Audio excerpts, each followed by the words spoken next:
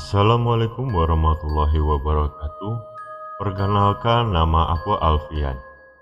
Ini aku mau berbagi cerita tentang kenangan mendaki bersama sahabatku yang sekarang sudah nggak ada. Namanya Albert. Cuma kita biasa panggil dia Abed. Cerita ini akan aku ceritakan dari sudut pandang Abed. Sekali lagi, dari sudut pandang Abed. Yan, udah lama kita nggak naik gunung ya. Aku kok kangen suasananya, kataku kepada Alfian, sahabatku sejak SMP. Saat itu aku dan Alfian baru saja bertemu setelah sekian lama. Kami harus melanjutkan hidup kami masing-masing setelah lulus SMA. Tapi mau naik kemana, Bet? Terakhir kali kita naik gunung itu ke Merbabu ya? Kata Alfian. Iya, udah lama banget itu. Setelah lulus SMA persis, jawabku. Lah, gimana? Mau ke Merbabu lagi? Tanya Alfian. Ganti dong, kita cobain yang belum pernah. Jawabku. Mau Semeru, Lawu, Slamet, mana lagi ya? Kata Alfian memberi pilihan. Kita ke Lawu aja gimana? Udah pernah belum kamu, Yan? Tanyaku ke Alfian. Belum lah, Bet. Kita kan naik gunung selalu barengan. Jawabnya. Iya, kirain. Siapa tahu kan? Sahutku lagi. Ya udah, kapan enaknya? Ajak si Dodi juga sama Sugeng. Kemarin mereka sempat ngajakin refreshing, kata Alfian. Ya udah, ajakin sekalian. Kita naik hari Sabtu depan gimana, Yan? Ntar kita berangkat dari rumah hari Jumatnya, kataku ke Alfian. Ya udah, aku tanyain dulu ke Dodi sama Sugeng ya. Sabtu depan kan? Jawab Alfian. Aku mengiyakan. Hari berikutnya, aku menerima SMS dari Alfian. Bet, Sugeng nggak bisa kalau berangkat hari Jumat. Kalau Sabtu sih bisa. Isi pesan dari Alfian. Kita kumpul dulu, Yan, buat matengin rencana. Balasku ke Alfian. Lalu dia cuma membalas oke. Malam harinya, Dodi, Sugeng, dan Alfian datang ke rumahku. Kami ngobrol-ngobrol mematangkan rencana kami untuk naik ke Lawu. Tapi tiba-tiba aku kaget ketika Dodi bilang, mitosnya kalau pendaki dari Cepu atau Bojonegoro pantang naik ke Lawu, katanya sih bisa celaka. Memang sih, aku bukan orang Cepu atau Bojonegoro, tapi ibuku berasal dari Cepu. Aku nggak tahu pantangan ini berlaku juga buat aku atau tidak.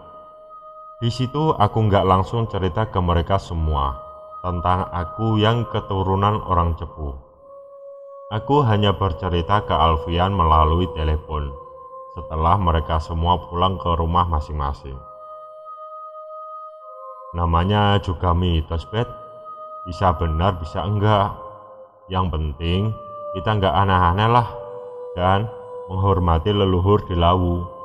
Insya Allah selamat, kata Alfian coba menenangkanku. Aku coba berpikir positif dan membenarkan perkataan Alfian. Setelah menimbang banyak hal, akhirnya kami sepakat untuk berangkat hari Selasa depannya lagi dan mulai naik hari Rabu pagi melalui jalur Ceto.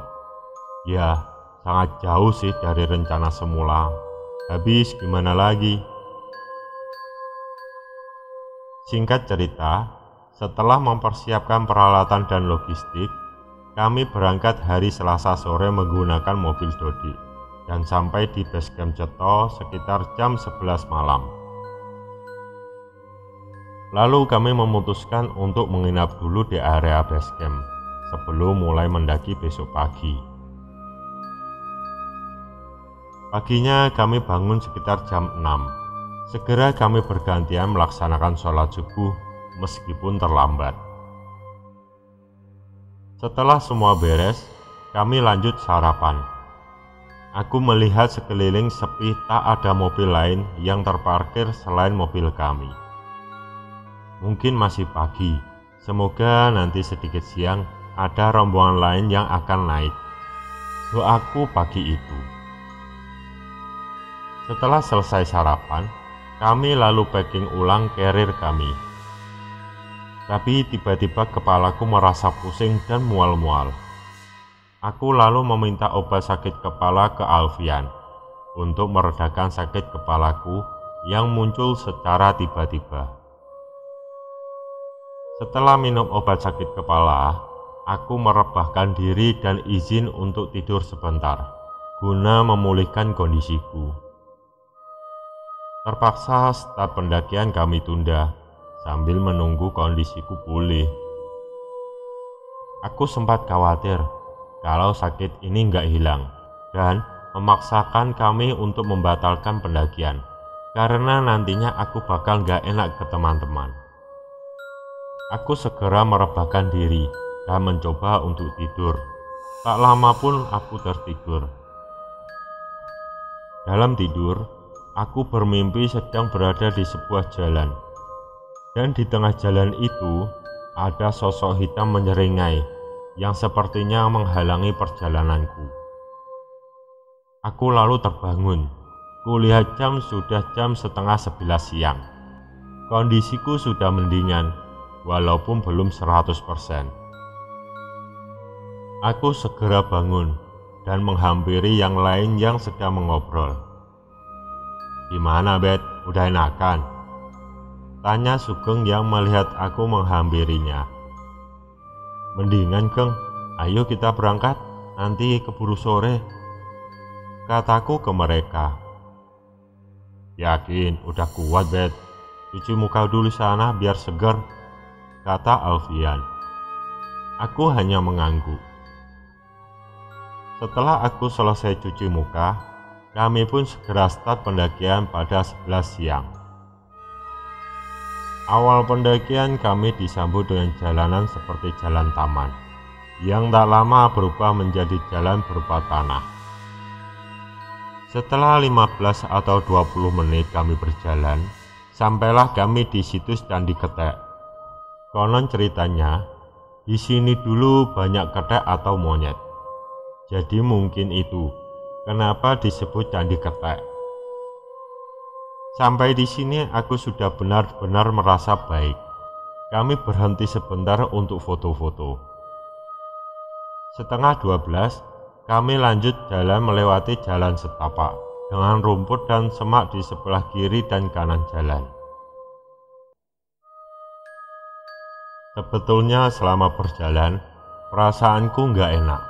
Seperti ada yang mengganjal, tapi aku nggak menghiraukan dan terus berjalan mengikuti rombongan.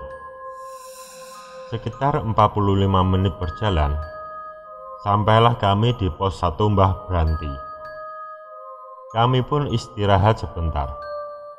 Aku melihat jam di tangan, jam 11:51. Aku lalu duduk di sebelah Alfian yang sudah duduk duluan. Tiba-tiba telingaku sebelah kiri berdengung. Aku coba memukul-mukul telingaku pelan untuk menghilangkan suara dengungan itu. Tapi bukannya berhenti, suara dengungan itu malah berganti dengan suara bisikan pelan. "Turun, turun." Walaupun pelan, aku bisa mendengar suara itu dengan jelas. Suara yang menyuruhku untuk turun. Bagaimana mungkin turun? Kami sudah jauh-jauh sampai sini. Masa iya turun tanpa sebab yang jelas? "Kenapa, Bet?" tanya Alfian yang melihatku menepuk-nepuk telinga. "Gak apa-apa, Yan. Telingaku berdengung dari tadi, jawabku. Oh, dipakai baca sholawat aja, Pet, saran Alfian kepadaku. Aku lalu bersolawat pelan. Setelah 10 menit, kami berjalan lagi untuk menuju ke pos 2, melewati trek tanah jalur setapak dan terbilang masih landai. Aku berjalan di belakang Sugeng yang ada di paling depan. Di belakangku Alfian, lalu Dodik di paling belakang. Suasana sepi, tak ada satupun pendaki yang kami temui. Hanya suara angin dan serangga hutan yang terdengar. Butuh sekitar 1 jam untuk kami sampai di pos 2 Brak Seng. Menurut pemikiranku, Brak itu adalah gubuk dan Seng artinya itu sama, Seng. Jadi pos Brak Seng itu artinya gubuk Seng, sesuai sama penampakannya, sebuah gubuk yang terbuat dari seng. Kami tak berhenti lama di situ, mungkin hanya sekedar mengatur nafas sebelum melanjutkan pendakian. Kami pun berjalan lagi menuju pos 3. Trek masih berupa tanah, namun kali ini jalur sudah mulai terjal. Tanah dihiasi akar-akar pohon. Dalam perjalanan ini, aku seperti merasa melewati orang-orang yang berkerumun di sebelah kiri dan kanan jalur pendakian. Seolah mereka menyambut kami yang sedang berjalan menyusuri jalur pendakian. Aku coba tak menghiraukan. Aku anggap wajar, karena di gunung pasti ada perasaan-perasaan seperti itu. Perjalanan ke pos 3 sangat panjang, butuh waktu hingga 2 jam. Sebelum kami sampai di sumber air di bawah pos 3, kami memutuskan untuk mengambil wudhu guna melakukan salat jamak zuhur dan asar. Setelah itu kami istirahat di pos 3, sekalian memasak untuk makan siang, yang sebenarnya sudah terlewatkan. Setelah matang, kami segera makan. Tapi, saat makan itu, aku mengalami hal aneh dan mengerikan. Ketika aku melihat Alfian sedang minum dari botol air, yang di dalam botol itu berubah menjadi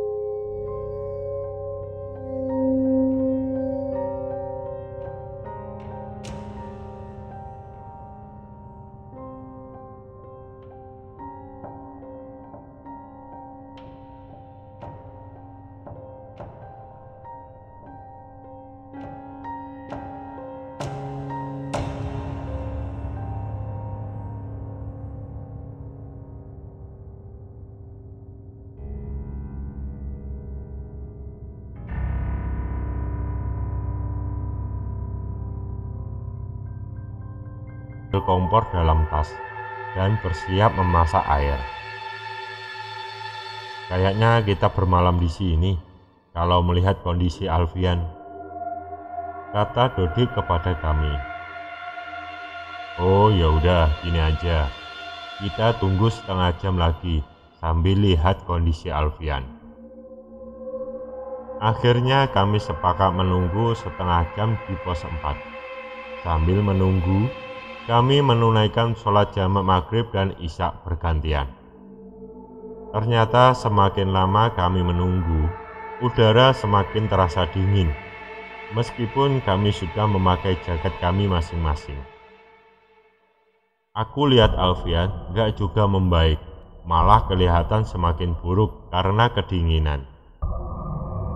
Kita kayaknya pasang tenda di sini malam ini, kataku ke yang lain. Tanpa ada yang protes, kami pun segera mendirikan tenda untuk tempat kami bermalam. Ketika sibuk-sibuknya mendirikan tenda, aku melihat sesosok makhluk hitam yang berdiri sekitar 20 meter dariku. Aku langsung berpaling dan meminta yang lain untuk lebih cepat lagi mendirikan tenda. Sosok itu mengingatkanku pada sosok yang muncul dalam mimpiku tadi pagi. Aku kembali melihat ke arah sosok itu, dan ternyata udah hilang. Tenda pun udah berdiri. Kami segera memasukkan tas, lalu memasak untuk makan malam. Sesudah makan, kami sempatkan menyeduh kopi untuk ngobrol-ngobrol sebentar. Tapi tiba-tiba, Dodik buru-buru masuk ke dalam tenda. Ayo pada tidur, teriak Dodik dari dalam tenda. Ada yang gak beres nih, batinku. Kami pun lalu masuk tenda dan bersiap untuk tidur. Karena saking capeknya, aku begitu mudah tertidur.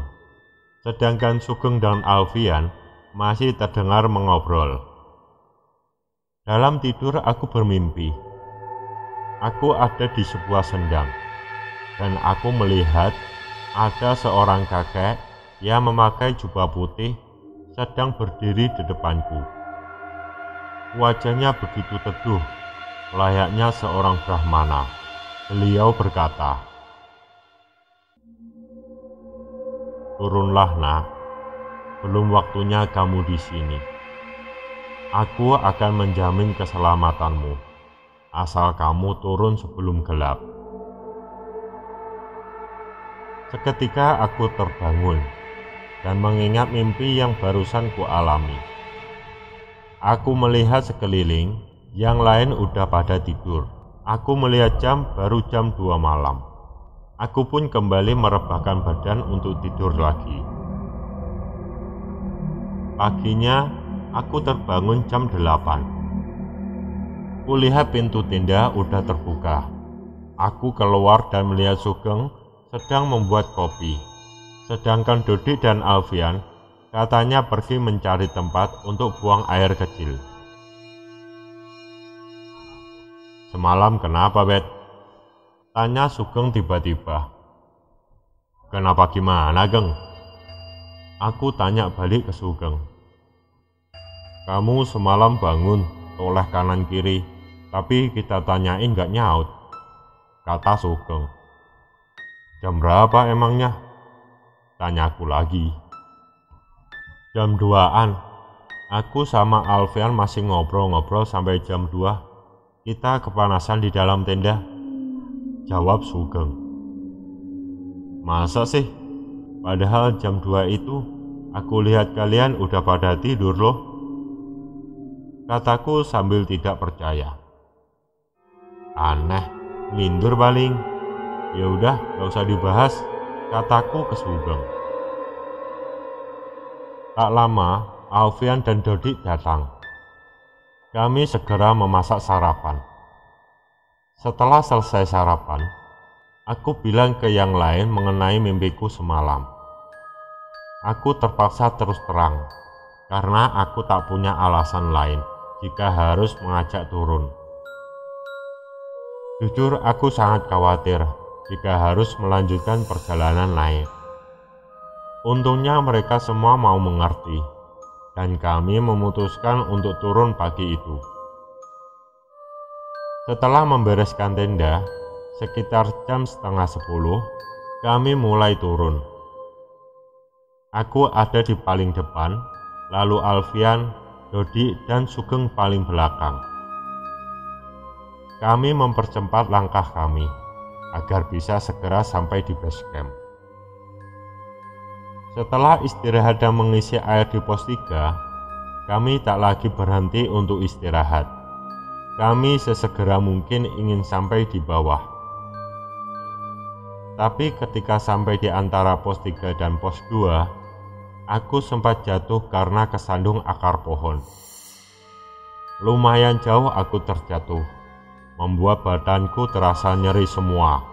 Tapi segera aku bangkit dan lanjut jalan. Alfian sempat bertanya kepadaku, tapi aku bilang gak apa-apa dan meminta untuk jalan terus. Ada satu momen yang benar-benar membuat jantungku berhenti sejenak. Ketika aku sedang kencang-kencangnya jalan, tiba-tiba pohon di depanku rubuh dan hampir saja mengenaiku. Padahal saat itu gak ada angin sama sekali. Akhirnya batang pohon itu melintang di jalur pendakian. Kami lalu segera melewatinya.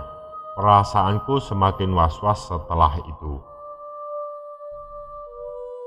Tiba-tiba Sugeng berteriak, "Cepetan sedikit, Bet." Singkat cerita, akhirnya kami berhasil sampai di base camp sekitar jam setengah 3 sore. Setelah makan dan sholat, kami segera naik mobil dan pulang. Di perjalanan pulang, Sugeng bercerita, kalau sewaktu jalan turun tadi, ia melihat orang-orang dengan wajah pucat sedang berdiri dan memperhatikan kami di sepanjang jalan. Masih kata Sugeng, semalam dia mendengar ada suara langkah kaki kuda di luar tenda. Dia sampai harus menahan buang air kecil. Alfian beda lagi. Dia mendengar langkah kaki yang banyak berada di luar tenda tadi malam. Suaranya seperti tentara yang sedang jalan berbaris. Dodi juga ikut bercengkrama. Saat dia tidur semalam, dia bermimpi kalau aku sedang dibawa oleh sekelompok prajurit yang berpakaian kuno. Maka dari itu, ketika aku mengajak turun, Dodi yang pertama kali setuju. Dodi juga bercerita, ketika tiba-tiba dia masuk ke dalam tenda, ketika kami sedang mengobrol, dia melihat sesosok bayangan hitam sedang berdiri di samping tenda. Lalu aku pun ikut bercerita tentang apa saja yang aku alami selama perjalanan itu. Kami tak henti-hentinya bercerita satu sama lain. Singkatnya, sampailah kami di rumah. Alfian memutuskan untuk menginap di rumahku, sedangkan yang lain pulang. Aku pun bercerita lebih detail kepada Alfian tentang pengalamanku selama di Gunung Lawu. Akhirnya setelah petualangan itu, kami pun kembali ke rutinitas kami masing-masing. Alfian kembali ke Jakarta untuk berjualan mie ayam, dan aku masih seperti biasa membantu usaha bapak. Cerita kembali ke sudut pandangku sendiri, Alfian. Setelah itu 3 bulan berlalu, Abed menghubungiku. Dia bertanya kapan aku pulang. Aku bilang, mungkin 2 bulan lagi baru bisa pulang. Di telepon itu Albert bilang, "Ayo Yan, kita ke Lawu lagi menuntaskan misi yang belum selesai." "Apaan emangnya? Kamu nggak kapok apa Bet?" jawabku. "Kali ini beda Yan. Aku udah mendapat undangan langsung untuk datang ke Lawu. kata Albert. Maksudnya undangan langsung gimana, Bet? Tanyaku penasaran. Yan, udah 2 hari ini aku mimpi hal yang sama. Aku bertemu dengan orang tua yang dulu mendatangiku di Lawu. Dia bilang, aku sudah diterima di sana, tak perlu takut lagi katanya. Kata Albert dari balik telepon. Dia berkata dengan sangat antusias. Aku menjanjikan 2 bulan lagi. Ketika aku pulang, aku akan menemaninya mendaki ke Lawu lagi, menuntaskan misi untuk sampai di puncak yang kemarin sempat gagal. Kutunggu, Yan, kata Albert. Aku nggak tahu apakah meninggalnya Albert berkaitan dengan mimpi yang pernah dia ceritakan kepadaku, atau hanya kebetulan saja. Wallahu alam. Aku hanya bisa berdoa, semoga ia berada di tempat semestinya, di sisi Allah Subhanahu wa Ta'ala.